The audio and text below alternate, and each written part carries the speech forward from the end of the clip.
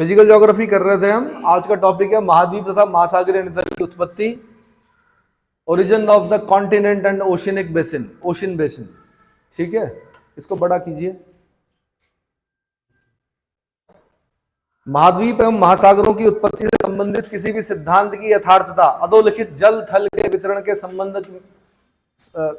के तथ्यों के आधार पर ही बताई जा सकती है। अब आपने ग्लोब पर देखना है, वो सामने ग्लोब रखा हुआ है, उस पर देखिए जो लिखा हुआ है।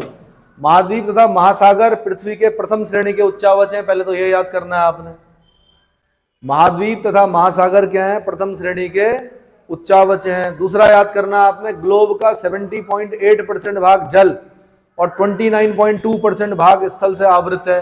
ये दिख रहा है ग्लोब में। तीसरा, उत्तरी गोलार्ध में स्थल की प्रधानता है, इसलिए इसे स्थलीय गोलार्ध, लैंड हेमिस्फीयर भी कहते हैं। नॉर्दर्न हेमिस्फीयर में आपको जमीन ज्यादा दिख रही होगी, पानी कम दिख रहा होगा। दिख रहा है?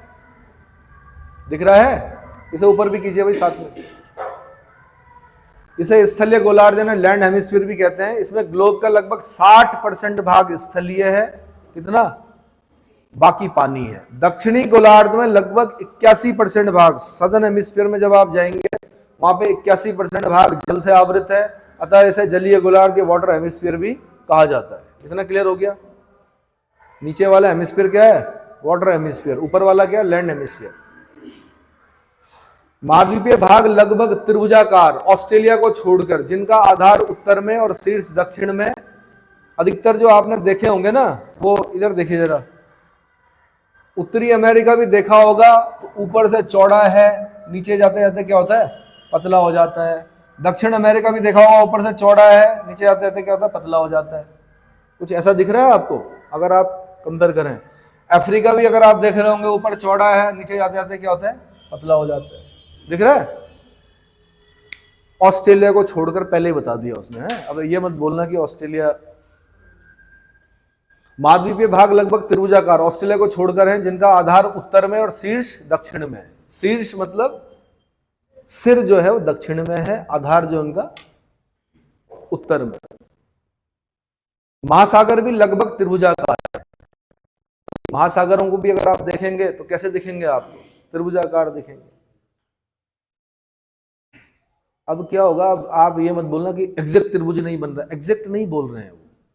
जब महासागर नीचे से चौड़े होंगे, ऊपर से कैसे होंगे? पतले होंगे, तो हम बोल रहे हैं त्रिभुजाकार है। ठीक है? त्रिभुज मतलब समझ लें, ट्रायंगुलर शेप। कैसा है? ट्रायंगुलर। महासागर भी लगभग त्रिभुजाकार है, जिनका आधार दक्षिण में और शीर्ष उत्तर में पाया जाता है। उत्तरी ध्रुव के चारों ओर, नॉर्थ पोल के चारों ओर जल का विस्तार है, जबकि दक्षिणी ध्रुव के पास स्थल भाग का विस्तार है। ऊपर अगर आप जाएंगे आर्कटिक ओशन में, तो अगर वो आइस कैप को आप पिघला दो, पानी पानी निकलेगा। क्या निकलेगा? और नीचे जो आइस कैप है अगर उसको पिघला दो तो जमीन निकलेगी नीचे से। अंटार्कटिका क्या अपने आप में महाद्वीप है, उसका क्षेत्रफल हम नहीं निकाल पाए हैं। कारण ये है कि बर्फ से ढका रहता है, कहां तक जमीन है कहां तक बर्फ है कभी भी पता नहीं चला, है ना। तो इसलिए उसका क्षेत्रफल जल्दी से नहीं लिखते हैं, बर्फ के साथ लिखते हैं। जमीन का निकालेंगे तो कभी नहीं निकलेगा, क्योंकि हमेशा क्या है? वहां पर बर्फ है। कौन गया था साउथ पोल पे सबसे पहले? और नॉर्थ पोल पे कौन गया था? रोआल्ड अमंडसन गया था। कहां? नॉर्थ साउथ की दुनिया से निकल के पहले एग्जैक्ट बताओ मुझे, कहां गया था रोआल्ड अमंडसन? और रॉबर्ट पियरे कहां गया था? कौन? रॉबर्ट पियरे नॉर्थ पोल पे गया था, और रोआल्ड अमंडसन कहां गया था? साउथ पोल पर जाने वाला प्रथम व्यक्ति था। किसी जमाने में, आज से 30 साल 40 साल पहले आईएएस में ऐसे क्वेश्चन पूछे जाते थे। ठीक है? फिर महिला भी याद करनी है, नॉर्थ पोल पे कौन गई, साउथ पोल पे कौन गई। फिर भारत की महिला याद करनी है, नॉर्थ पोल पे कौन गई, साउथ पोल पे कौन गई। फिर इंग्लिश चैनल को पार करने वाली महिला का नाम याद करना है, भारत में प्रथम, विश्व में प्रथम महिला। ठीक है? वो किसी भी किताब में मिल जाएगा आपको जीएस की। कभी कभी क्या होता है? 1 नंबर मिल जाता है वहां से। क्या मिलता है? 1 नंबर मिल जाता है, इसलिए याद करना चाहिए। उत्तरी ध्रुव के चारों ओर जल का विस्तार है, जबकि दक्षिणी ध्रुव के पास स्थल भाग का विस्तार है। आगे देखिए, सामान्यतः ग्लोब पर जल और थल एक दूसरे से विपरीत स्थिति, एंटीपोल सिचुएशन में है। प्रशांत महासागर चारों ओर से नवीन वलित पर्वतों द्वारा घिरा हुआ है। पैसिफिक ओशन को अगर आप देखेंगे तो रॉकी माउंटेन रेंज, पैसिफिक की बात कर रहा हूं मैं, एंडीज माउंटेन रेंज दिख रहा है ना। वलित पर्वतों, नवीन वलित पर्वतों द्वारा घिरा हुआ है। महाद्वीपों तथा महासागरों की उत्पत्ति के संबंध में समय समय पर विभिन्न मतों का प्रतिपादन किया गया है। यथा लेपर्ट और लव ने क्या कहा, सबसे पहले इसको देखते हैं, ऊपर कीजिए।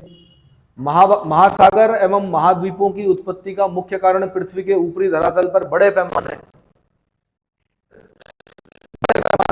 की क्रिया का होना है, किंतु इस सिद्धांत को अब केवल ऐतिहासिक महत्व है। लेपर्ट और लव ने कहा कि वलन की वजह से बने जी, जो उठ गए वो महाद्वीप बन गए, जो नीचे थे वो क्या बन गए, महासागर बन गए, पानी भर गया कि उनमें। इसको कोई महत्व नहीं है। लोथियन ग्रीन की चतुष्फलकीय परिकल्पना, चतुष्फलक को इंग्लिश में देखिए क्या बोलते हैं, टेट्राहेड्रल। मैंने आपको बताया भी था कि पृथ्वी ऐसी है, कैसी,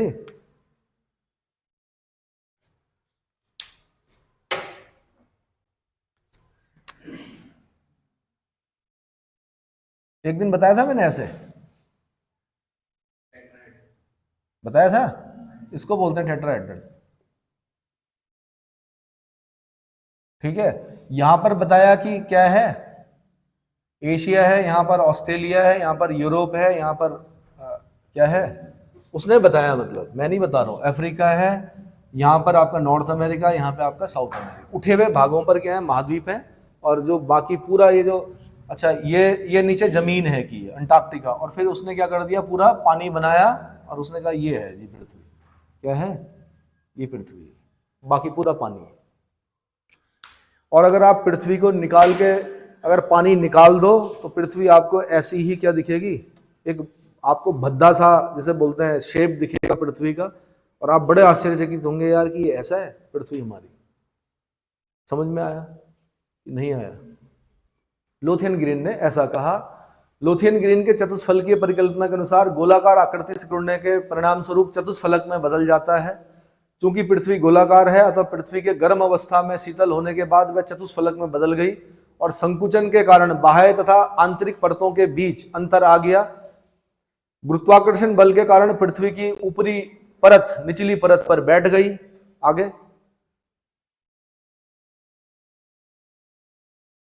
फलस्वरूप 4 सपाट सतहों पर 4 महाद्वीपों तथा उसके कोणीय भागों पर महाद्वीपों का निर्माण हुआ, किंतु यह सिद्धांत मान्य नहीं है। क्या आप मुझे पृथ्वी की कोई ऐसी फोटो निकाल के दे सकते हो जिसमें पानी निकाल दो आप पूरा? कहीं से मिल सकती है ऐसी फोटो? इसमें मत निकालना, अभी इसे अभी ऐसे रहने देना। निकल रही है तो मेरे नंबर पर भेजिए, फिर मिल गई, भेजिए, व्हाट्सएप पर भेजिए, ग्रुप में भेजिए। सुंदर सी होनी चाहिए लेकिन 3 डायमेंशनल।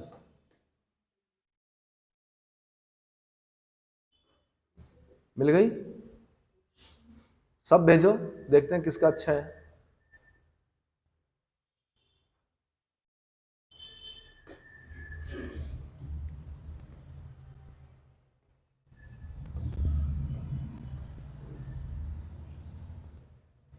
दिखाओ जरा,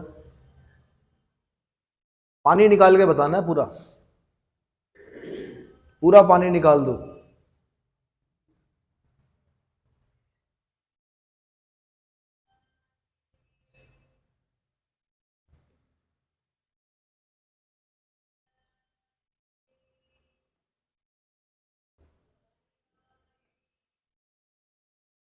चलो आगे बढ़ूं मैं?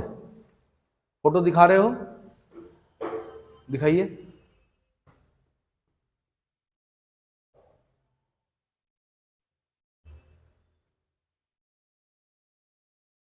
चलो लास्ट में दिखा दूंगा मैं, अभी फिलहाल आगे बढ़ो। आ गया, दिखाइए।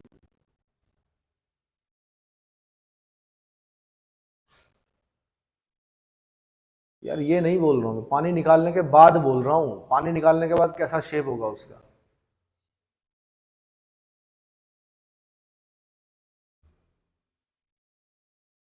पूरा घूम सकता है ये? नहीं घूम सकता ना। हाँ?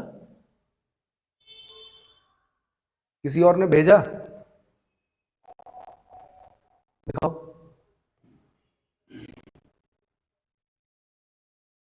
ये दिखाना, ऐसा दिखेगा कि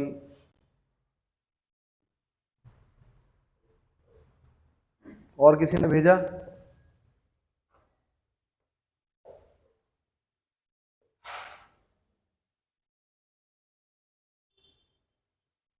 मुस्कान की पृथ्वी ऐसी है, योगेश की पृथ्वी दूसरे किस्म की है, सबकी अलग अलग प्रकार की पृथ्वी है। हाँ जी,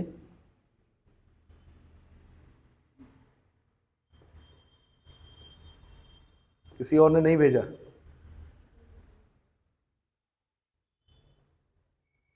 मतलब लोथियन ग्रीन ने अपने समय में जो कहा उस पर विश्वास किया गया, फिर बाद में वो परिकल्पना भी क्या हो गई, संकल्पना भी क्या हो गई, अमान्य कर दी गई। अब आगे बढ़ो भाई, आगे बढ़ो, कोई नहीं। अब है महाद्वीपीय विस्थापन परिकल्पना। एफ.बी. टेलर, इसका नाम याद करना इनका। एफ.बी. टेलर ने महाद्वीपों तथा महासागरों के स्थायित्व के विपरीत आवाज उठाकर संकुचन सिद्धांत की खिलाफत की। उन्होंने कहा संकुचन सिद्धांत की मैं क्या करता हूं, खिलाफत करता हूं, ये सही नहीं है, तथा महासागरों और महाद्वीपों के निर्माण की समस्या को सुलझाने के लिए एक नई विचारधारा महाद्वीपीय प्रवाह सिद्धांत का प्रतिपादन 1908 ईस्वी में किया था, परंतु उसका प्रकाशन 1910 में हुआ। टेलर की परिकल्पना का मुख्य उद्देश्य टर्सरी युग के मोड़दार पर्वतों की व्याख्या करना। वैसे क्या करना चाह रहे थे, ये मोड़दार पर्वतों की व्याख्या करना चाह रहे थे, और व्याख्या करते करते क्या हो गया, उन्होंने अपने सिद्धांत का शुभारंभ क्रिटेशियस युग से किया। उस समय मुख्यतः दो स्थल भाग लॉरेशिया उत्तरी ध्रुव के पास और गोंडवाना लैंड दक्षिणी ध्रुव के पास था। इनकी परिकल्पना के अनुसार महाद्वीप शियाल के बने, ऊपर उठाते रहिए भाई उससे, महाद्वीप सियाल के और महासागर सीमा, सियाल सीमा समझ में आ गया, सिलिका एल्यूमिनियम, और सीमा मतलब सिलिका मैग्नीशियम निर्मित है, और सियाल सीमा पर तैर रहा है। क्या कहा उन्होंने, सियाल सीमा पर तैर रहा है। इन्होंने महाभूखंडों का प्रवाह विषुवत रेखा और पश्चिम की तरफ बताया। ये प्री के क्वेश्चन बनेंगे कि एफ.बी. टेलर ने जब बताया तो क्या बताया उन्होंने, प्रवाह की डायरेक्शन क्या बताई। उन्होंने कहा ये जो भूखंड थे इनका प्रवाह कहाँ, विषुवत रेखा और पश्चिम की तरफ बताया। ज्ञातव्य कि उन्होंने स्थल प्रवाह का मुख्य कारण ज्वारीय बल यानी टाइडल फोर्स को माना। उन्होंने कहा ज्वारीय बल के कारण क्या हुए, ये क्या हुए, जो स्थल जो प्रवाही मतलब ये खिसक रहे हैं, ये किसके कारण, ज्वारीय बल टाइडल फोर्स के कारण खिसक रहे हैं। उनके अनुसार उत्तरी ध्रुव प्रवाह से खिंचाव व विभंजन के फलस्वरूप बैफिन की खाड़ी बनी, डेविस जलडमरू मध्य बना, लैब्राडोर सागर बना, आर्कटिक सागर की रचना हुई। इसी तरह गोंडवाना लैंड के विषुवत रेखा की ओर प्रवाह से ग्रेट ऑस्ट्रेलियन वाइट बनी, रास सागर बना। ठीक है, टेलर ने माना कि जहां भी प्रवाह के समय अवरोध था उसके अग्र भागों में पर्वत और द्वीपीय चाप, पर्वतों और द्वीपीय चाप, द्वीपीय चाप बोलते हैं आइलैंड की एक चेन होती है ऐसे चाप आकार में, आर्क शेप में, छोटे छोटे छोटे छोटे लंबी सी चेन, जैसे अलास्का के पास देखते हैं आप द्वीपीय चाप, क्या देखते हैं, का निर्माण हुआ। हिमालय, कॉकेशस, अल्प्स पर्वत श्रेणियों का निर्माण लॉरेशिया तथा गोंडवाना लैंड के ध्रुवों की तरफ से विषुवत रेखा की ओर प्रवाहित होने से बना। अब इन्होंने दे तो दिया सिद्धांत, लेकिन उसको फिर और अच्छे से किसने समझाया, वेगनर ने। ये मेंस का क्वेश्चन है, लिखो 16 नंबर, पीसीएस में 16 नंबर का क्वेश्चन बनेगा। Continental drift theory of Wegener, Wegener महोदय ने अपना एक सिद्धांत दिया। कमाल की बात है कि ये मौसमविद थे, क्या थे, जर्मन थे। प्रसिद्ध जर्मन मौसमविद अल्फ्रेड वेगर ने सन 1912 में यह सिद्धांत प्रस्तुत किया था। उन्होंने पाया कि वर्तमान महाद्वीपों को मिलाकर भौगोलिक एकरूपता दी जा सकती है। जिगसॉ फिट बोलते हैं इसको, क्या बोलते हैं, जिगसॉ फिट सिद्धांत। सारे महाद्वीपों को मिलाओ एक भूखंड बन जाएगा, ऐसा उन्होंने माना। हालांकि बाद में फिर उनसे क्वेश्चनिंग हुई, पूछा गया कि नहीं जी नहीं मिल रहे हैं ढंग से, तो उन्होंने बताया कि ऐसा ऐसा। उन्होंने पाया कि वर्तमान महाद्वीपों को मिलाकर भौगोलिक एकरूपता दी जा सकती है, जिसे उन्होंने साम्य सिद्धांत या जिगसॉ फिट कहा। उनके अनुसार कार्बोनिफेरस युग में पृथ्वी के सभी स्थलखंड आपस में जुड़े हुए थे। ठीक है, पूरा मैप जो दिख रहा है इसको जोड़ दो और इसको नीचे ले आओ। कहां ले आओ, नीचे ले आओ। कार्बोनिफेरस युग में पृथ्वी के सभी स्थलखंड आपस में जुड़े हुए थे। इस स्थल पिंड को उन्होंने पेंजिया नाम दिया। क्या नाम दिया, पेंजिया की संज्ञा से अभिहित किया।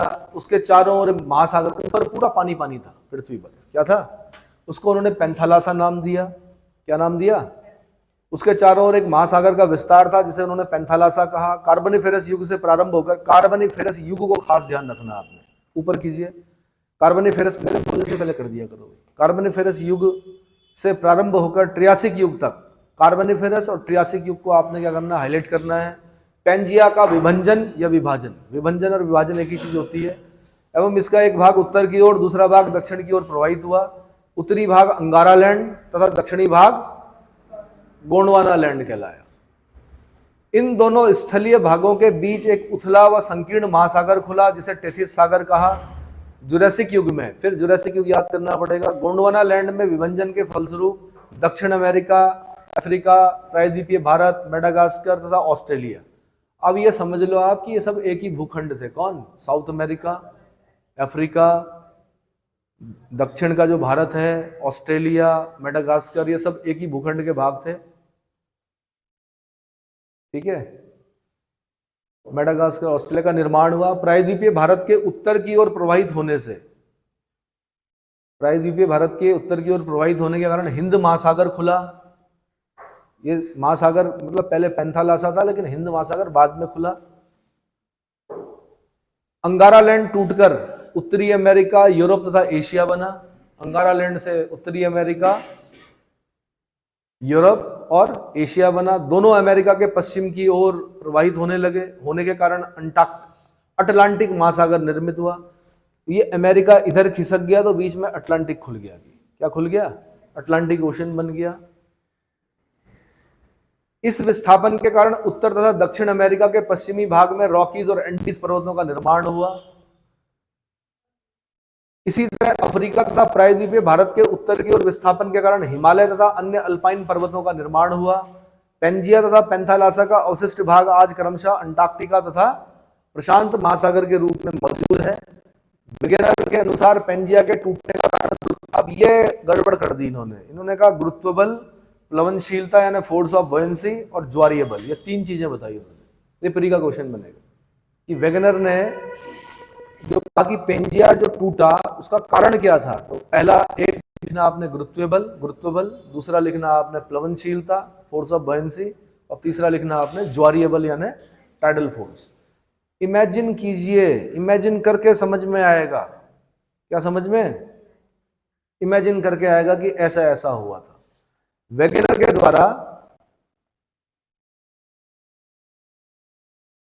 के द्वारा प्रतिपादित, चलो पहले ये दिखा देता हूं मैं, चित्र देखना चाह रहे हैं।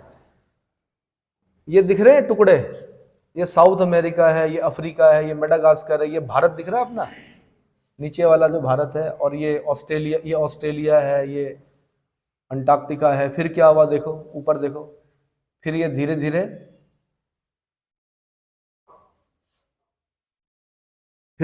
क्या हुआ, ये अलग होने लग गए, ये टेथिस सी खुलने लग गया यहाँ पर। फिर देखो फिर क्या हुआ, फिर और खुलने लग गया, और खुल रहा होगा, ये दिख रहा होगा आपको, धीरे धीरे अलग हो रहे हैं। फिर क्या हुआ, फिर ये देखो अटलांटिक ओशन खुलने लग गया, यहाँ पे अटलांटिक ओशन दिख रहा है, ये दिख रहा है आपको। फिर ऐसे ही एक छोटा सा डायग्राम बनाना है आपने, दिखाओ भाई। तो अब ये वर्तमान स्थिति है किसकी, ये नॉर्थ अमेरिका यहाँ चला गया, साउथ अमेरिका यहाँ चलेगा, ये अटलांटिक ओशन बन गया, ये अफ्रीका है, यूरोप है, ये भारत है, ये ऑस्ट्रेलिया है, ये मेडागास्कर है। ऐसा हो गया, वर्तमान स्थिति ऐसी हो गई। इतना समझ में आया? इसके वीडियोस हैं, वीडियोस देख सकते हैं आप, अपने यूट्यूब पे जाइए, वेगनर का नाम डालिए और कॉन्टिनेंटल ड्रिफ्ट के बारे में डालिए, तो कॉन्टिनेंटल ड्रिफ्ट का पूरा वीडियो आ जाएगा आपके पास, और अच्छा समझ में आ जाएगा। जब वीडियो नहीं थे तब भी लोगों ने आईएएस निकाले, पर आप अगर देखना चाह रहे हो तो थोड़ा और कंसेप्ट क्या हो जाएगा, क्लियर हो जाएगा।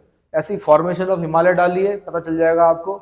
ये वाला टुकड़ा जो नीचे वाला दक्षिण भारत वाला जो नीचे वाला जो टुकड़ा है वो ऊपर जाता है और यूरेशियन प्लेट से टकराता है, और क्या होता है, हिमालय फोल्ड पड़ता है। ठीक है, बाकी जो असली थ्योरी है वो प्लेट टेक्टोनिक है, जो सारी चीजों का क्या करेगी, समाधान करेगी। लगभग कुछ चीजों का वो भी नहीं कर पाई, लेकिन लगभग सभी क्वेश्चनों के आंसर देगी कौन, प्लेट टेक्टोनिक। लेकिन फिलहाल हमें पहले अभी वेगनर पढ़ना है, यहां से क्वेश्चन बनता है। वेगनर के द्वारा प्रतिपादित महाद्वीपीय विस्थापन के संबंध में अनेक प्रमाण हैं। यथा नंबर 1, आंध्र महासागर। किसको बोलते हैं आंध्र महासागर? अटलांटिक ओशन को बोलते हैं। आंध्र महासागर अटलांटिक ओशन के दोनों तटों पर भौगोलिक एकरूपता पाई जाती है। अगर आप मिलाओगे, जैसे ब्रेड को तोड़ते हैं ना, जो लेयर्स यहाँ मिलेंगी वो लेयर्स यहाँ मिलेंगे, तो ऐसे ही मिलती हैं उधर लेयर्स। जो अफ्रीका के पश्चिमी भाग में है वही साउथ अमेरिका, नॉर्थ अमेरिका के पूर्वी भाग में आपको क्या दिखेंगी, उसी प्रकार का फॉर्मेशन दिखेगा, उसी प्रकार की लेयर्स दिखेंगी। तो आंध्र महासागर के दोनों तटों पर भौगोलिक एकरूपता पाई जाती है। दोनों तट एक दूसरे से मिलाए जा सकते हैं। जिस तरह किसी वस्तु के दो टुकड़े करके पुनः मिलाया जा सकता है, जिगसॉ फिट या जिगसॉ फिट, हम लोग जिगसॉ फिट बोलते हैं, जिगसॉ फिट भी बोला जाता है। उसी प्रकार उत्तरी अमेरिका के पूर्वी तट को यूरोप के पश्चिमी तट से तथा दक्षिणी अमेरिका के पूर्वी तट को अफ्रीका के पश्चिमी तट से मिलाया जा सकता है। क्लियर हो गया? दूसरा बोला उन्होंने, भूगर्भिक प्रमाणों के आधार पर आंध्र महासागर और अटलांटिक महासागर के दोनों तटों के कैलिडोनियन तथा हर्सिनियन पर्वत क्रमों में समानता पाई जाती है। कुछ पर्वत तो ऐसे हैं कि जो कुछ यहाँ रह गए अपलेशियन, और कुछ उसका जो दूसरा पार्ट था वो आगे चला गया कि कहाँ, यूरोप में। समझ में आ रहा है? तो कैलिडोनियन हलचल पड़ी थी हमने, हर्सिनियन हलचल पड़ी थी। उन हलचलों में जो ओरोजेनेसिस हुआ था, जो पर्वत बने थे वो यहाँ भी मिल रहे हैं, वो वहां भी मिल रहे हैं। इसका मतलब क्या हुआ? टुकड़ा अलग हुआ है। क्लियर हुआ? ठीक है, आगे। ग्लोसॉप्टेरिस वनस्पति का भारत, दक्षिण अफ्रीका, फॉकलैंड आइलैंड, ऑस्ट्रेलिया तथा अंटार्कटिका में पाया जाना यह प्रमाणित करता है कि कभी ये स्थलखंड एक ही भाग से मिले हुए थे। ग्लोसॉप्टेरिस वनस्पति का उन्होंने उदाहरण दिया। उन्होंने कहा यहाँ यहाँ यहाँ यहाँ मिलती है, इसका मतलब कभी एक ही स्थलखंड रहे होंगे। टिलाइट वे अवसादी चट्टानें हैं जो हिमानी निक्षेपण से निर्मित होती हैं, यानी ग्लेशियर के डिपोजिशन से टिलाइट्स चट्टानों का अवसादन, मतलब अवसादी चट्टानों का इकट्ठा होती हैं, बनती हैं। भारत में पाए जाने वाले गोंडवाना श्रेणी के तल छटों के प्रतिरूप दक्षिणी गोलार्ध के 6 विभिन्न स्थल खंडों में मिलते हैं। गोंडवाना श्रेणी के आधार तल में घने टिलाइट्स मिले हैं। अरे भैया, टिलाइट्स आए कहां से गोंडवाना में? बर्फ तो पड़ती नहीं है वहां पर। इसका मतलब कभी वो क्षेत्र ऐसे स्थान पर था, ऐसे लैटिट्यूड पर था जहां बर्फ पड़ रही थी। बर्फ पड़ने के कारण क्या हो रहा था? ग्लेशियर बन रहे थे। ग्लेशियर बनने के कारण उन ग्लेशियरों की वजह से घने टिलाइट्स बन रहे थे, है ना? तो इससे हमें पता चला कि गोंडवाना आज जहां पर है वहां पर नहीं था पहले। यानी गोंडवाना श्रेणी के आधार तल में घने टिलाइट्स हैं जो विस्तृत और लंबे समय तक हिम आवरण और हिमाच्छादन की ओर इंगित करते हैं। इस क्रम में के प्रतिरूप भारत के अतिरिक्त Africa, Falkland island, Madagascar, Antarctica और ऑस्ट्रेलिया में मिलते हैं। गोंडवाना श्रेणी के तल छटों की यह समानता स्पष्ट करती है कि इन स्थल खंडों के इतिहास में भी समानता रही है। हिमालय निर्मित टिलाइट चट्टानें पुरातन जलवायु और महाद्वीपों के विस्थापन के स्पष्ट प्रमाण प्रस्तुत करते हैं। इतना समझ में आ गया? और क्या सबूत दिए उन्होंने? उन्होंने कहा लेमूर एक जानवर होता है, बड़ा सुंदर सा, ठीक है, काला काला सा होता है उसकी आंखों में। किसके टाइप? हाँ, तो लेमूर भारत, मेडागास्कर, अफ्रीका में मिलते हैं। कुछ वैज्ञानिकों ने इन तीनों स्थल खंडों को जोड़कर एक सतत स्थलखंड लेमुरिया की उपस्थिति को स्वीकार किया है। बल्कि इन स्थल खंडों को लेमुरिया ही बोल दिया उन्होंने। क्या बोल दिया? लेमुरिया। इसी प्रकार मेसोसारस नाम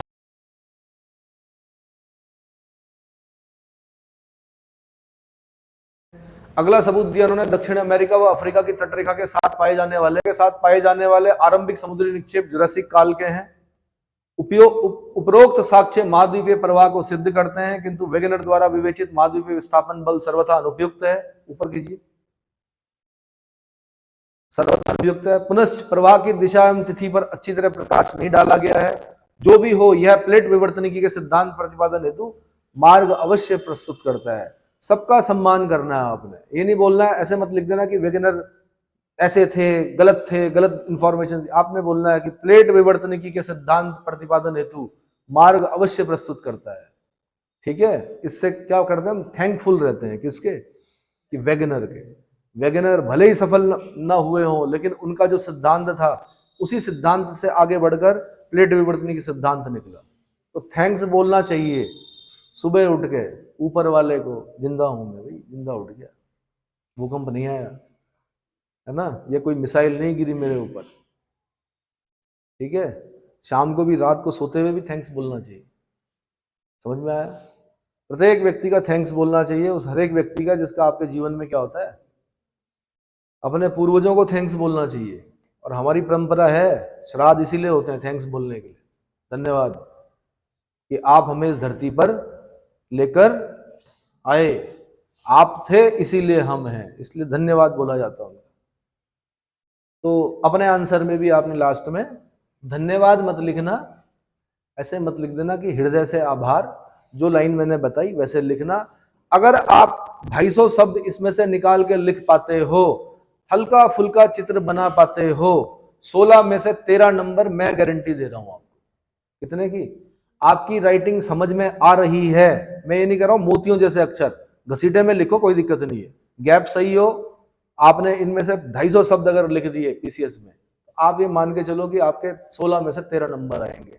आपको किसी किताब की आवश्यकता नहीं है, पहले भी यहां से लोग पीसीएस में निकले हैं, उन लोगों को मैंने बहुत ज्यादा मटेरियल के नीचे नहीं दबाया, सीमित संसाधनों से उनके पेपर निकले हैं और उन्होंने पेपर निकाल के आज अच्छे पदों पर। ठीक है, रिस्पेक्ट करनी पड़ती है। क्या करनी पड़ती है? रिस्पेक्ट करनी पड़ती है। सबसे पहले मानना पड़ता है कि हाँ भाई है तो, और वास्तव में बहुत मेहनत कर रखी है इस बुक ने। अगर आप मेरे से पूछें, हमने पता नहीं क्या क्या पढ़ा, लेकिन जब मैं इस बुक को देखा मैंने, तो मुझे लगा कि यार ये अपने आप में नहीं होता, 100% तो कोई नहीं होता, लेकिन अपने आप में एक पेपर को निकालने के लिए, और इवन मेंस का लगभग 70% 60% कवर करने के लिए अपने आप में पर्याप्त है। क्या है? पर्याप्त है। तो क्या करना है? जप करना है आपने। क्या करना है? जपना है। और ऐसी कौन सी चीज है जो नहीं दी? और ज्यादा अगर हो भी जाएगा तो क्या कर लोगे? 250 शब्द तो लिखने हैं। अगर आपको इसका डिटेल चाहिए तो मेरे पास एज ए सब्जेक्ट पूरे नोट्स हैं इसके, जो कि कम से कम आपके 4 पेज में आएंगे, कम से कम कितने, 4 या 5 पेज में, बल्कि ज्यादा में आएंगे आपके। ठीक है, पुराने टाइम पर 2011 से पहले जब सीसेट नहीं था, जब, यह बहुत पहले की बात है, पीसीएस में भी वर्ड लिमिट नहीं हुआ करती थी, आईएएस में भी वर्ड लिमिट उस तरह से नहीं थी, मर्जी है लिखो। 5 क्वेश्चन होते थे, 8 आते थे, पहला और चौथा क्वेश्चन करना अनिवार्य होता था, उसके खंड होते थे, वो खंड में करने पड़ते थे, बाकी लंबे क्वेश्चन होते थे। मर्जी है, जितना मर्जी लिखो, जो जितना लिखता था उतना अच्छा माना जाता था। लेकिन बाद में शब्दों में बांधा गया। इसमें बांधा गया 150 शब्द तो 150 में लिखना है, 250 शब्द तो 250 में लिखना है। आप लोग तो भाग्यशाली हो कि आपको कम शब्दों में लिखना है। हाथ टूट जाते थे पहले लिखने में, कॉपियां भरी जाती थी, मतलब आधे से अधिक टेंशन ये होती थी मेंस में हम लोगों को कि दूसरे वाले ने कॉपी ले ली, भाई लिख क्या रहा है, इस चीज की टेंशन होती थी। अब नहीं है। अगला प्लेट विवर्तनिक सिद्धांत, बहुत बहुत बहुत इंपॉर्टेंट, 16 नंबर लिख दीजिए। पीसीएस मेंस का 16 नंबर आपको यहां से मिलेंगे। अगर आप इसको भी, मैं कह रहा हूं आप अपनी भाषा मत बनाइए, एक बार इसको जब लीजिए, घोट लीजिए ढंग से, और उसके बाद इसमें से 250 शब्द निकाल के लिख लीजिए। 16 में से 13 नंबर की गारंटी फिर मैं दे रहा हूं। नहीं मिले तो आरटीआई से कॉपी निकलवाना और उसके बाद देखना आप। हमने निकलवाई है अपनी कॉपी और हमने देखा है कि यही सब लिख कर के आए, 16 में से 12, 13, 11 नंबर मिले। समझ में आ रहा है? अब वो किस्मत की बात होती है कि सारे फंसे कि नहीं फंसे, आपने क्या पढ़ा और कितना फंसा, उसको किस्मत कहते हैं। तो अगर आपको किस्मत में विजय प्राप्त करनी है तो सब पढ़ लो, अब तो आएगा ही आएगा, वहीं से तो आएगा। पर आदत थी ना पहले से, इंपॉर्टेंट कर लेते हैं कि इसी में से आएगा, यहां नहीं होता ऐसा। प्लेट विवर्तनिक के सिद्धांत, स्थलीय दृढ़ भूखंड को, ये अभी चल रहा है या रोक कर करना है? चल रहा है। स्थलीय दृढ़ भूखंड को प्लेट कहते हैं। सबसे पहले उसने कहा प्लेट किसे कहते हैं, तो सादी वाली प्लेट नहीं है ये दूसरी प्लेट है। ये अर्थ के अंदर होती है, ठीक है, बड़ी प्लेट होती है, शादियों में खाना खाते हैं प्लेटों में, उसकी प्लेट की बात नहीं कर रहा हूं मैं, जिसके लिए युद्ध होता है, नहीं होता, उस प्लेट की बात नहीं कर रहा हूं। ये पृथ्वी की प्लेटें हैं। पृथ्वी के नीचे ऐसी प्लेटें हैं जिनके ऊपर कॉन्टिनेंट हैं, किसी किसी के ऊपर कॉन्टिनेंट महासागर हैं, किसी के ऊपर महासागर है। ओशनिक प्लेट बोलते हैं हम, कॉन्टिनेंटल प्लेट बोलते हैं, है ना। और कुछ प्लेटें ऐसी हैं जिसमें महासागर भी हैं, और जैसे इंडो ऑस्ट्रेलियन प्लेट है, उसमें इंडिया का नीचे वाला पार्ट है, हिंद महासागर भी है, हिंद महासागर में कुछ पार्ट है, ऑस्ट्रेलिया भी है उसमें। समझ में आ रहा है? उन प्लेटों की बात कर रहा हूं मैं, बड़ी प्लेटों की बात कर रहा हूं। फिर छोटी प्लेटें अलग होती हैं। 20 नाम याद करने, मेंस में 20 नहीं लिखे जाते, 6-7 भी लिख दिए, 8 भी लिख दिए, काम चल जाता है। नजगा प्लेट लिख दो, कोकोस प्लेट लिख दो, है ना, छोटी प्लेट है। हाँ, आपको डायग्राम, जो आपको चित्र होता है वो उस पर थोड़ा कमांड होनी चाहिए कि वो छोटी प्लेटें वो कहाँ कहाँ पर है। अगर आपने वो ढंग से एक बार घर में बना लिया तो आपको पूरा आइडिया आ जाएगा छोटी प्लेटें कहाँ पर है। ऑक्सफोर्ड का एटलस खोलिए, पीछे देखिए, प्लेट वाला एक वो होगा, क्या प्लेट बाउंड्रीज बता रखी होंगी उसमें, देखिए तो पेज नंबर बता दो भाई ऑक्सफोर्ड का।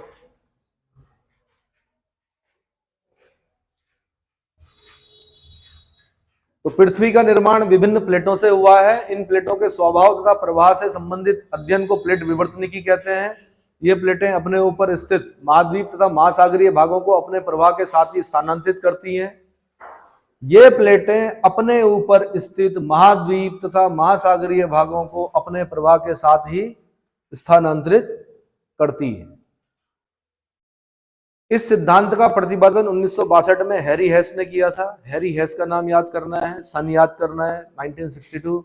किंतु इसकी वैज्ञानिक व्याख्या का श्रेय डब्ल्यू.जे. मॉर्गन को दिया जाता है। वैज्ञानिक व्याख्या किसने की? डब्ल्यू.जे. मॉर्गन ने की। ठीक है।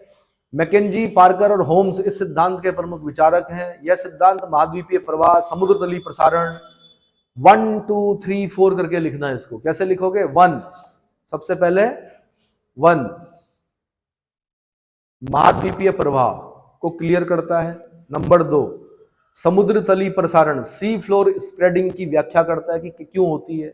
नंबर 3 ध्रुवीय परिभ्रमण, पोलर वॉन्डरिंग को बताता है। चौथा द्वीपीय चाप की यानी आइलैंड आर्क्स की बात करता है कि क्यों बनते हैं आइलैंड आर्क्स।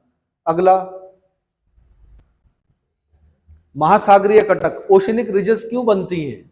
ओशन के नीचे माउंटेन्स जैसे जो दिखते हैं हमें, उनको रिज कहा जाता है। ये ओशन के नीचे जो माउंटेन्स रिज जो बनी है, ये क्यों बनी है वो बताता है। इत्यादि पर प्रकाश डालता है। इत्यादि मतलब और कई चीजों पर प्रकाश डालता है।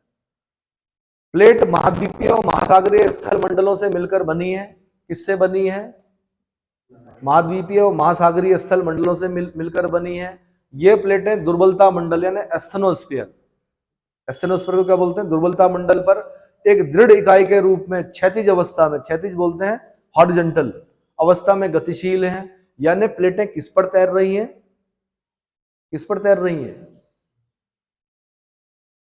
एस्थेनोस्फीयर में, एस्थेनोस्फीयर के लावा पर तैर रही है। प्लेटों की मोटाई 100 किलोमीटर है।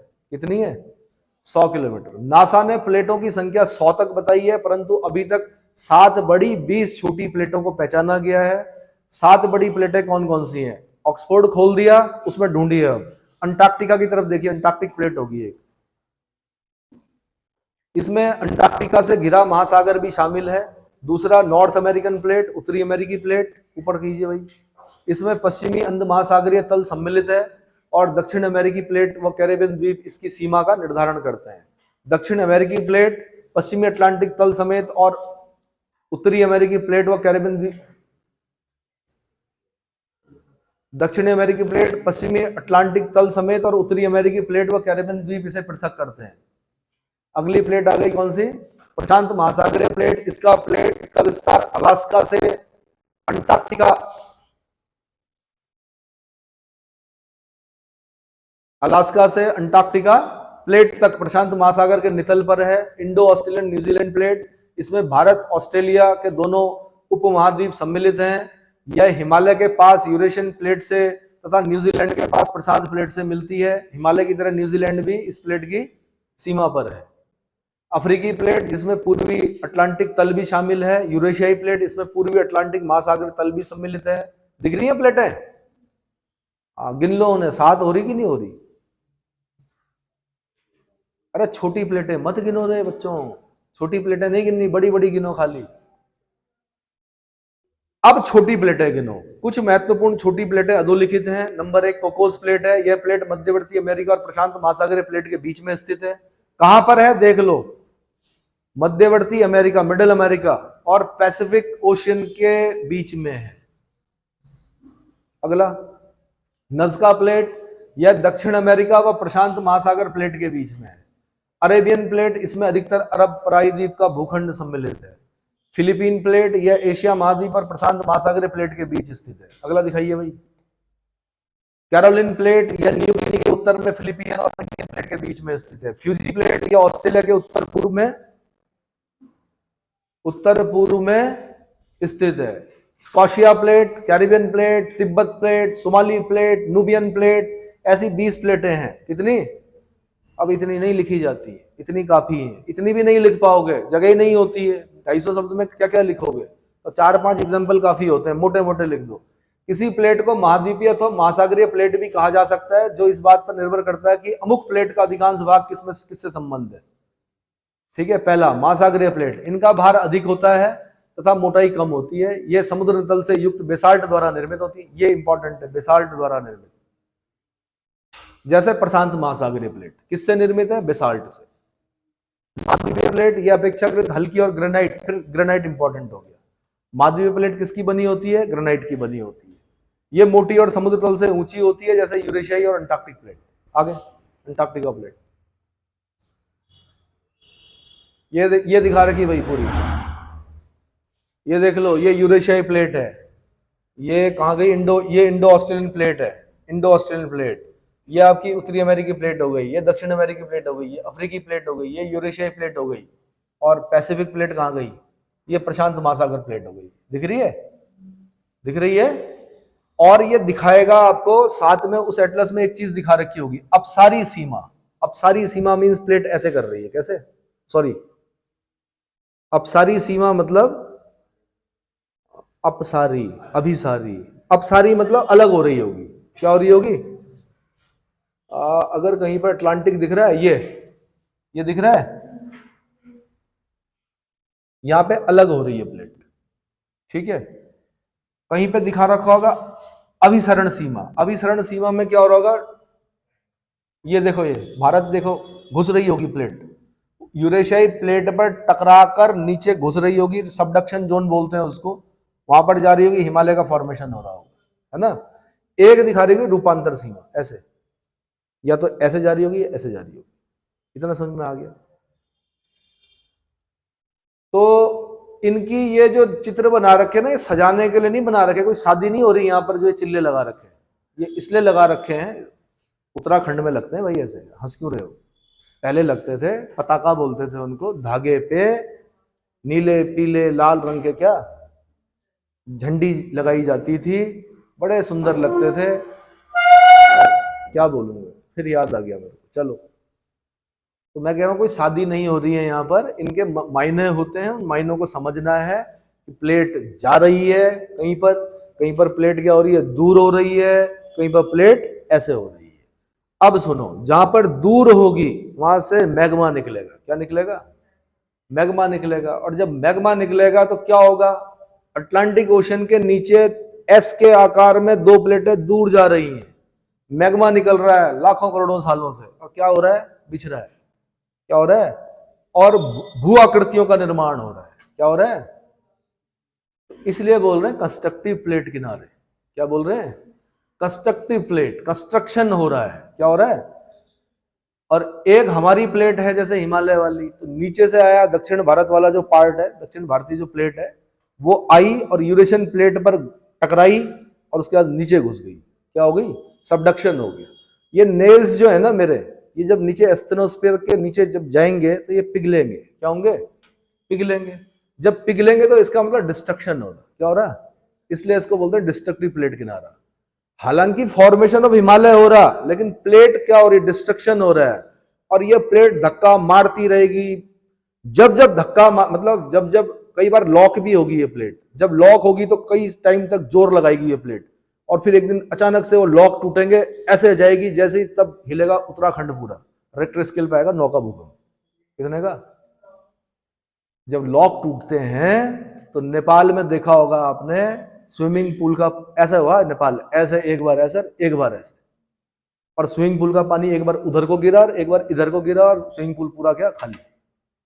इतना हिलती है जमीन, ये ध्यान रखना जब बड़े भूकंप आते हैं। 9 का नहीं आया वहां पर भी 7 और 8 के बीच में आया होगा। ठीक है, तो समझ में आ गया। और ये जो हमारे ऊपर ये जो जितना भारत दिख रहा है ना, ये धीरे धीरे धीरे धीरे करके क्या होगा, 8 डिग्री 4 मिनट से ऊपर ऊपर ऊपर ऊपर करते करते ये जाएगा नीचे, और हिंद महासागर का आकार बढ़ेगा, अटलांटिक महासागर का आकार बढ़ रहा है, फैल रहा है ना अटलांटिक ओशन, अभी फैलेगा। अभी जो टिकट लग रहा है आपका जहाज का 1 करोड़ साल बाद लेना, तब पता चलेगा कि टिकट ज्यादा हो गया। क्यों हो गया भाई? डिस्टेंस ज्यादा हो गया, क्योंकि अटलांटिक ओशन दूर हो गया। नॉर्थ अमेरिका साउथ अमेरिका क्या हो गए, इधर चले गए। हाँ जी, ये डिस्ट्रक्टिव है, ये गई नीचे घुसी, ये क्या हो गया, पिघल गई। यहां से पिघलेगी, कहीं से निकलेगी, इसीलिए safety valve of the earth कहा जाता है वोल्केनो को। क्या कहा जाता है? अगर ऐसा ना होता तो अंदर ही अंदर प्रेशर बनता रहता, और क्या होता फिर, पृथ्वी एक ही दिन। सुपर वॉल्केनो भी फटना है। मैंने आपको बताया नॉर्थ अमेरिका में यूटा प्रांत जो है, जहां पर आपका येलोस्टोन नेशनल पार्क है, जहां पे आपके ओल्ड फेथफुल और एक्सेल्सियर गेजर हैं, वहां पर एक दिन पूरे प्रांत ने उड़ना है। क्या होना है? उसको बोलते हैं सुपर वॉल्केनो। एक तो होता कि पहाड़ या जमीन पर क्या छेद हुआ, वहां से मैग्मा निकला, लावा निकला, और क्या हुआ, विस्फोट हुआ, पर्वत बना, वो अलग चीज है। एक होता पूरा का पूरा प्रांत उड़ना। प्रांत उड़ना मतलब यूटा प्रांत ही उड़ गया कि पूरा खड्डा बन गया, वहां पे इतना बड़ा खड्डा कि नीचे पूरा मैग्मा लावा दिख रहा है, उसको बोलते हैं सुपर वॉल्केनो। क्या बोलते हैं? और वो कई हजारों लाखों सालों से नहीं हुआ है, वो होना है। कब होना है ये देखने की बात है। समझ में आ गया? तो आप भाग्यशाली हो कि वॉल्केनिक वाली जगह पे नहीं हो, वरना बार बार घर खाली करना पड़ता, बार बार पता चलता वहां से पायरोक्लास्टिक फ्लो हो रहा है कि भागो, है ना। पायरोक्लास्टिक फ्लो समझते हो? लावा जब बहता है उसको बोलते हैं पायरोक्लास्टिक फ्लो। लावा की भी अपनी विस्कोसिटी होती है, शांता समझते हो? कई बार लावा बहुत गाढ़ा होता है तो धीरे धीरे करके आता है, कई बार इतनी तेज आता है कि वहां फटा और विद इन 10 मिनट का टाइम दिया था, भागो, वरना क्या, पैर अगर पड़ गया तो समझ लो जल गया, राख बन गया। क्या बन गया? हड्डी भी नहीं मिलेगी पैर की। इसके अतिरिक्त कुछ प्लेटें महासागरीय के प्रकृति की होती हैं, जैसे अमेरिकी प्लेट, भारतीय प्लेट। जो इंडो ऑस्ट्रेलियन प्लेट है, मैंने कहा उसमें इंडिया भी है उस प्लेट के ऊपर, उस प्लेट के ऊपर इंडियन ओशन भी है, उस प्लेट के ऊपर ऑस्ट्रेलिया भी है, न्यूजीलैंड भी है। उसको क्या बोल रहे हैं हम? महासागरीय महाद्वीपीय प्रकृति। ज्ञातव्य है कि लघु प्लेटें बड़ी प्लेटों से स्वतंत्र होकर गतिशील हो सकते हैं। इन प्लेटों के किनारे ही सर्वाधिक महत्वपूर्ण होते हैं, क्योंकि इन्हीं किनारों के सारे ही भूकंपीय, ज्वालामुखी व विवर्तनीय घटनाएं घटित होती हैं। अतः प्लेट के इन्हीं किनारों के अध्ययन महत्वपूर्ण। आगे दिखाइए। प्लेट के सीमांत भाग को प्लेट किनारा कहते हैं, जबकि दो प्लेटों के मध्य संचलन मंडल, मोशन जोन, को प्लेट सीमा यानी बाउंड्री कहते हैं। किसी प्लेट के 3 किनारे होते हैं, यथा विनाशात्मक प्लेट, जो मैंने बताया आपको, जो अगर घुसेगी तो क्या होगी, विनाश होगा, अगर दूर होंगी तो कंस्ट्रक्टिव प्लेट किनारा, और ऐसे होगी तो कुछ नहीं होता। विनाशात्मक प्लेट किनारा, जब दो प्लेटें आमने सामने संचालित होकर टकराती है तो अधिक घनत्व की प्लेट कम घनत्व की प्लेट के नीचे धंस जाती है। अधिक डेंसिटी वाली प्लेट कम डेंसिटी वाली प्लेट के नीचे धंस जाएगी। वह स्थान जहां प्लेट धंसती है उसको अधोगमित क्षेत्र या सबडक्शन जोन कहते हैं। चूंकि यहां प्लेट का विनाश होता है, अतः इसे विनाशात्मक प्लेट किनारा कहते हैं। ऐसी प्लेटों को अभिसारी प्लेट या कन्वर्जिंग प्लेट की भी उपमा प्रदान की जाती है। अभिसरण 3 प्रकार से हो सकता है, यथा नंबर 1, और दिखाइए, नंबर 1 कहां गया भाई नौजवान? नंबर 1 दिखाओ, ऊपर होगा, ऊपर। जब एक अभिसारी प्लेट महाद्वीपीय और दूसरी महासागरीय हो तो महासागरीय प्लेट अधिक भारी होने के कारण महाद्वीपीय प्लेट के नीचे अधिगमित हो जाती है। ओशियनिक प्लेट हमेशा कॉन्टिनेंटल प्लेट के नीचे जाएगी, जिससे गर्त का निर्माण होता है एवं उससे अवसादों के निरंतर जमाव और गलन से मोड़दार पर्वतों का निर्माण होता है, जैसे रॉकीज एंडीज। रॉकीज एंडीज क्यों बने? इसीलिए बने। पैसिफिक प्लेट थी, नॉर्थ अमेरिकन प्लेट थी, पैसिफिक प्लेट घुस गई नॉर्थ अमेरिकन प्लेट के नीचे, ठीक है, और साउथ अमेरिकन प्लेट के नीचे पैसिफिक प्लेट घुस गई तो फोल्डेड माउंटेन बने, उधर रॉकी बना, इधर एंडीज बना। एंडीज के इधर देखेंगे तो गर्त मिलेगा, आपको ट्रेंच मिलेगा। अधोगमित क्षेत्र में पिघला हुआ मैग्मा ही भूपर पट्टी को तोड़ते हुए ज्वालामुखी का निर्माण करते हैं। जैसे अमेरिकी प्लेट का पश्चिमी किनारा जहां पर्वतों का निर्माण हुआ है, ज्वालामुखी उद्गार देखने को मिलते हैं। एंडीज के अतिरिक्त भागों में कोटोपैक्सी, चिम्बारेजो से ज्वालामुखी का पाया जाना इसी अंतःक्रिया द्वारा समझा जा सकता है। मैंने आपको बताया रिंग ऑफ फायर बोलते हैं पैसिफिक ओशन, सरकम पैसिफिक बेल्ट को रिंग ऑफ फायर बोलते हैं, क्योंकि पूरे वोल्केनो हैं लाइन से, यहां भी और उधर जापान वाली साइड में, इंडोनेशिया वाली साइड में भी, ठीक है। और जब आप कहां से देखते हैं, सैटेलाइट से देखते हैं, तो आपको धधकते हुए ज्वालामुखी दिखते हैं। सबसे ऊंचा ज्वालामुखी है कोटोपैक्सी, हाईएस्ट एक्टिव वोल्केनो। कहां पड़ता है? हाँ जी, अरे अफ्रीका में कहां से आ गए भाई? साउथ अमेरिका में। साउथ अमेरिका में इक्वाडोर एक देश पड़ता है, क्विटो कैपिटल है उसकी, वहां पड़ता है कोटोपैक्सी। इसीलिए बोल रहा हूं, वीडियोस देखिए पुराने, है ना। तो कोटोपैक्सी हाईएस्ट एक्टिव वोल्केनो है। चिम्बारेजो भी है। एक highest volcano Ojos del Salado है, वो एक्टिव नहीं है, ठीक है। Ojos del Salado highest volcano है, जबकि हाईएस्ट एक्टिव वोल्केनो क्या है? कोटोपैक्सी। क्लियर हो गया? जब दोनों प्लेट महासागरीय हो तो अपेक्षाकृत बड़े व भारी प्लेट का धसाव होता है, परिणाम स्वरूप गर्त व ज्वालामुखी द्वीप की एक श्रृंखला सी बन जाती है। ओशनिक प्लेट है, बड़ी वाली भारी वाली ओशनिक प्लेट कम भारी वाली ओशनिक प्लेट के नीचे घुसेगी और क्या बनेंगे? ज्वालामुखी द्वीप बनेंगे, गर्त बनेंगे, और क्या बनेंगे? प्रशांत प्लेट व जापान व फिलीपींस प्लेट का अभिसरण क्रिया के परिणाम स्वरूप भली भांति समझा जा सकता है। अगर पैसिफिक प्लेट में जापान फिलीपींस वाला पोर्शन देखेंगे तो वहां पर ओशनिक प्लेट का क्या हो रहा है? सबडक्शन हो रहा है। जब दो महाद्वीपीय प्लेटों के बीच अभिसरण होता है तो अधिगमित क्षेत्र अधिक प्रभावी नहीं हो पाता, जिससे कि ज्वालामुखी उद्गार फूट सके, किंतु उक्त क्षेत्र भूगर्भिक दृष्टि से अस्थिर होता है। कालांतर में यहाँ मोड़दार पर्वतों का निर्माण होता है। जैसे यूरेशियन प्लेट व इंडियन प्लेट के टकराने से 33C की जितनी भी गाद थी वो फोल्ड होकर क्या बन गई? हिमालय बन गई। हिमालय पर्वत की उत्पत्ति हुई, ठीक है। आगे दूसरा प्लेट किनारा, कस्टरी प्लेट मार्जिन्स।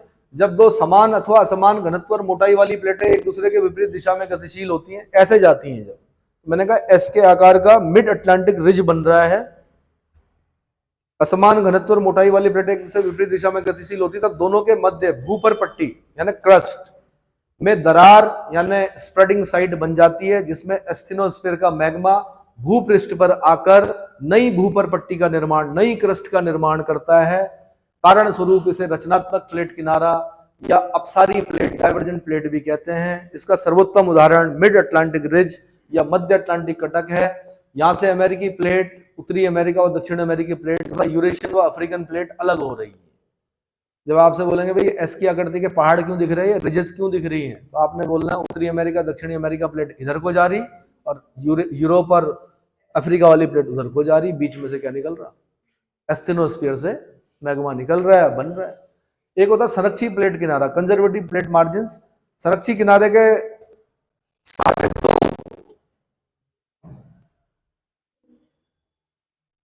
दो प्लेट एक दूसरे के बगल से खिसकते हैं, ऐसे खिसकते हैं, ऐसे भी खिसक सकते हैं, ऐसे भी खिसक सकते हैं, जिस कारण रूपांतर भ्रंश, ट्रांसफॉर्म फॉल्ट का सृजन होता है तथा प्लेटों के किनारे के धरातलीय क्षेत्र में अंतर नहीं होता है। इस प्लेट सीमा को, ये आईएएस का क्वेश्चन है, शियर सीमा भी कहते हैं। इसे संरक्षी इसलिए कहते हैं कि इस सीमा के सारे ना तो प्लेट का क्षय होता है और ना ही नई क्रस्ट का निर्माण होता है। जैसे सैन एंड्रियाज फॉल्ट, कैलिफोर्निया के समीप अगर आप देखेंगे तो वहां पर क्या दिखेगा आपको? San Andreas fault. तो कैलिफोर्निया के पास जाइए, कहां जाइए, वहां पर आपको सैन एंड्रियाज फॉल्ट दिखेगा। क्लियर हो गया? ठीक है जी, रोक दीजिए अब।